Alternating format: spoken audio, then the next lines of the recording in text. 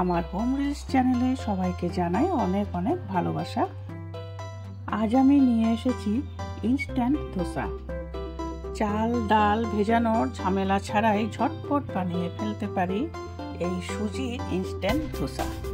তা হতে হবে এই ধরনের ক্রিস্পি, পাতলা আর ট্রান্সপারেন্ট, আর এপার থেকে ওপার দেখা যায়।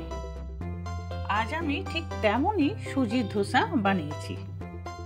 ভিডিওটি শুরু করা যাক। মিক্সিং জারে নিয়ে নিয়েছি 100 গ্রাম সুজি, 2 টেবিল স্পুন আটা, 2 টেবিল স্পুন বেসন, হাফ স্পুন নুন আর 100 গ্রাম টক দই। এবার সেমি পেস্ট করে নিয়ে আসছি। একটি কাচের বাউলসে পেস্টটা নিয়ে নিচ্ছি। মিহি পেস্ট হবে না, একটু দানা ভাব থাকতে হবে। আটা থাকাতে পেস্টটা খুব ঘন হয়েছে, সেই জন্য মিক্সি ধোয়া জল সামান্য দিয়ে দিয়েছি। এবার ভালো করে মিক্সড করে একটি সেমি লিকুইড ব্যাটার তৈরি করে নিচ্ছি। একটি প্লেট দিয়ে ঢেকে 20 মিনিটের জন্য রেস্টে রেখে দিচ্ছি। বানিয়ে নিচ্ছি একটি চাটনি। নিয়ে নিয়েছি 1 কাপ কুচনো নারকেল, কয়েকটি চিনেবাদাম, 2 কাঁচা লঙ্কা, 1 ইঞ্চি আদা আর 25 গ্রাম টক দই। একটি ফাইন পেস্ট করে নিয়ে এসেছি।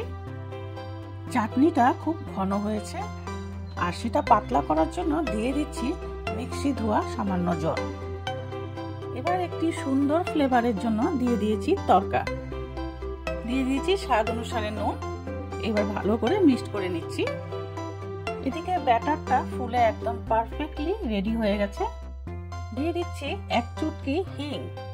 হিং দিলে ধোসার ফ্লেভারটা খুব সুন্দর হয়। দিচ্ছি হাফ স্পুন বেকিং সোডা। এবার খুব ভালো করে মিক্স করে নিচ্ছি। বসিয়ে দিয়েছি গ্যাস ওভেনে তাওয়া। গ্যাসের ফ্লেম হাই করে গরম করে নিয়েছি। এবার গ্যাসের ফ্লেম একদম লো করে দেব, আর একটি টুথপিকের মধ্যে পেঁয়াজের একটি টুকরো লাগিয়ে তাওয়াটা তেল গ্রিজ করে নিচ্ছি। জলের ছিটে দিয়ে তাওয়াটাকে বেশ ঠান্ডা করে নিয়েছি। দিয়ে দিচ্ছি 1 স্পুন ব্যাটার। ব্যাটারটা হালকা হাতে চারদিকে ছড়িয়ে দিতে হবে।